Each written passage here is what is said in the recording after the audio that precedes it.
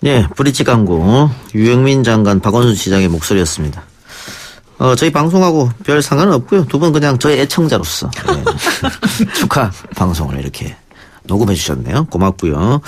이동현 뉴스정면성부 2부 노변장기 오늘도 노영희 변호사 아시아경제 장용진 기자 나왔습니다. 어서 오십시오. 안녕하십니까. 그거 안 합니까? 뭐 노변입니다. 장기가 안 합니까? 뭐가 나와야지. 배경음악이. 그렇군요. 막 하는 거 아니군요. 예, 오늘 넘어갑시다 그러면. 예. 자, 수행 비서를 성폭행한 혐의로 1심에서 무죄를 선고받은 안희정 전 충남도지사 오늘 항소심이 열렸는데 1심 결과와 완전히 다른 판결이 났습니다. 설명 좀 해 주시죠. 네.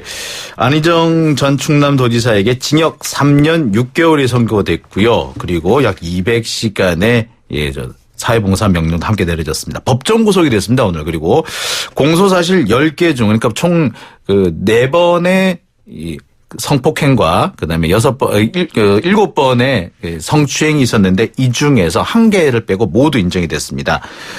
검찰이 징역 4년을 구형했는데 징역 3년 6개월이 나왔기 때문에 사실상 선고할 수 있는 거의 최대치를 선고했다 이렇게 볼 수 있을 것 같습니다. 재판부는요. 직접적인 경험을 하지 않고는 말하기 어려운 부분이라든지 감정을 솔직하게 진술한 만큼 신빙성이 있다라면서 사소한 부분에서 다소 일관성이 없거나 이 최초 진술이 좀 불분명하게 바뀌었다 하더라도 그 진정성을 함부로 배척해서는 안 된다라고 유죄 판결 이유를 설명했습니다. 저도 여러 판결을 많이 봤습니다만은 1심과 2심이 이렇게 180도 완전히 뒤집어진 판결은 거의 정말 오랜만에 보는 것 같습니다. 네, 가끔 있긴 있습니다. 전혀 없는 건 아니고요. 사실 1심 판단이 항소심에서 뒤집어지는 경우가 사실 전체적으로 좀 적습니다. 아니 새로운 증거가 나왔다 그러면 이해가 가는데 이번에는 새로운 증거가 나온 게 없잖아요. 그런데 이게 확 뒤집어졌거든요. 어떻게 보십니까, 노인 변호사? 그러니까요. 사실은 조금 성인지 감수성이라고 하는 것을 성범죄에는 적용해야 된다라고 하는 지난 대법원 판례가 나온 이후로 이제 그런 관점에서 보니까 증거나 새로운 사실이 바뀌어서라기보다는 관점이나 이제 해석의 문제로서 범죄 성립 여부가 달라질 수 있다. 지금 이제 이렇게 보여지는 부분이 사실은 오늘 판결이라고 좀 보여집니다. 그래서 그런 부분들이 조금 법적 안정성을 해칠 우려는 좀 있습니다. 근데 어쨌든 중요한 거는 우리 지금 현재 대한민국이 성범죄에 관련해서는 엄청난 변혁의 시대에 살고 있게끔 만들고 있다. 이제 그런 정도는 우리가 또 인정해야 되는 것 같습니다. 성인지 감수성을 대법원에서 왜 언급한지는 충분히 이해가 가거든요. 그렇죠. 판례로 남긴 것도 이해가 가는데 객관적 증거보다는 그렇다면은 피해자의 증언을 다 100% 들어준다고 하면은 앞으로 굉장히 또 사회적 혼란이 또 있을 것 같기도 해요. 네, 이게 그렇습니다. 지금까지 이제 성범죄 판결에서 피해자 진술의 일부 부분적으로 좀 배치가 된다든지 앞뒤가 안 맞는 부분이 있는데 그 부분을 그런 부분이 때문에 전체적으로 신뢰를 할 수 없다. 이런 판단이 좀 많았거든요. 이제 그러지 말라는 것이 이제 성인지 감수성 판례의 기본 취지인데 지금 상황을 보면은 그렇습니다. 이게 사실 1심하고 2심하고 사실 바뀐 사실관계가 바뀐 게 없는데 어느 쪽 진술을 믿느냐 안 믿느냐 이것이 확실히 바뀔 수 있었는지 사실 좀 이해가 안 가는 측면이 있습니다. 특히 1심에서 사실관계를 인정하지 않았다거나 김지은 씨 진술에 신빙성이 없다라는 것이 아니라 이 강제성이라는 것이 인정이 돼야 되는데 강제성을 인정할 만한 정황이 없다라는 거였거든요. 근데 1, 2심 사이에서 강제성을 인정할 만한 것이 그런 증거가 나오지 않았는데 단지 피해자 진술에 신빙성이 있다는 것만으로 이걸 바꿨다는 거는 앞으로 좀 논란이 될 수도 있을 것 같습니다. 이 부분은. 그런데 원래 1심에서는 피해자 진술의 신빙성이 없다고 봤기 때문에 사실은 무죄가 나온 건데요. 제가 이제 성범죄 관련된 재판을 사실은 좀 많이 하는데 이제 한 10년 전부터 사실은 이게 분위기가 많이 바뀌었고 한 7, 8년 전부터는 거의 피고인의 얘기는 안 들어줘요. 솔직히 말해서 재판부에서. 그러니까 그 얘기는 무슨 얘기냐면 아무리 피고인이 주장하는 게 좀 논리적으로 뭔가 좀 설득력 있어 보인다 하더라도 피해자가 일관되게 진술을 하기만 하면 일단 그거 자체가 매우 강력한 증거가 돼버려요. 그래서 사실은 피고인의 방어권이나 이런 거는 전혀 먹히지가 않는 게 한 몇 년 전부터 계속 됐거든요. 그래서 이제 그런 것들을 생각해 본다면 피해자 측의 입장을 충분히 고려해서 하는 것도 이제 매우 중요하고 의미가 있습니다만은 피고인의 입장에서는 좀 억울할 수도 있을 것 같다. 정말로 그것이 이제 진실이 뭐 아닌 경우라면. 그래서 좀 조심스럽게 이런 부분과 관련해서는 좀 논의가 돼야 될 것 같다 생각이 듭니다.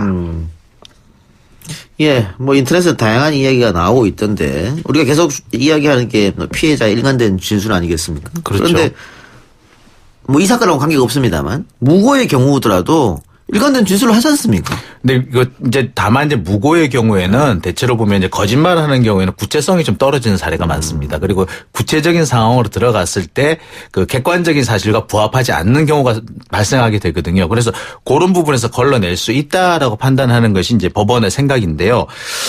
그렇지만 이번 경우처럼 그 사실관계 자체에는 큰 다툼이 없는데 강제성이 있었느냐 없었느냐를 가지고 판단할 때는 사실 이게 그 객관적인 사실과 부합하는지 안 하는지 부분을 좀 찾기가 어렵거든요. 그래서 이런 부분까지도 좀 이렇게 좀 잣대를 넓혀서 볼 것인지 아닌지는 이번 사건뿐만 아니라 앞으로 좀 판례가 좀 축적될 필요는 있어 보입니다.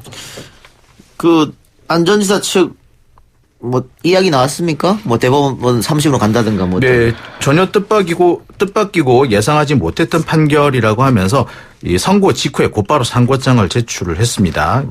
안희정 지사 측 변호인은 이런 얘기를 했어요. 1심이 이 성인지 감수성까지 고려해서 상당히 판단을 잘했는데 2심에서는 오로지 피해자 진술만 갖고 정체적인 맥락 속에서는 판단하지 않았다라고 지적을 했습니다.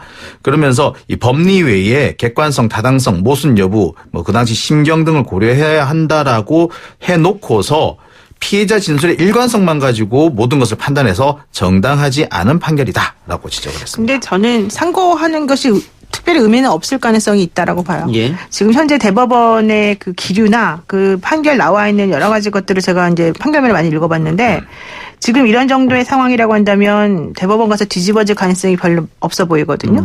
그러기 때문에 아마도 이제 변호인들 입장에서는 힘든 싸움을 하게 될 것이고 뭐 그렇다 하더라도 본인이 무죄라고 주장한다면 당연히 이제 상고심에서 다퉈봐야 될 여지는 있다. 그런데 사실 그게 이렇게 가능성이 이렇게 많아 보이지는 않는다.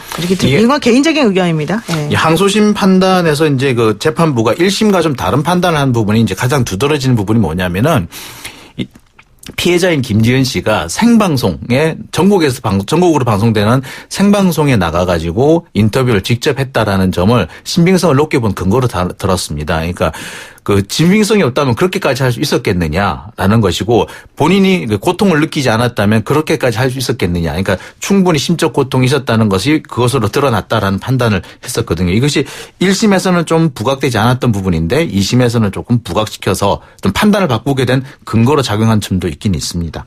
성적 자기결정권을 침해했다. 이거는 위력으로 침해했다 이 말입니까? 그렇죠. 업무상 위력 관계가 있었다는 거고요. 여기서 위력이라고 하는 것은 일반적인 의미에서 뭐 폭행 협박을 말하는 게 아니고 업무 관계에서 상하 관계, 부하와 상사의 관계 그리고 그 거부할 수 없는 그 상사의 명령에 굴복할 수밖에 없는 정도의 그런 위력감을 느끼는 것 이렇게 의미가 됩니다.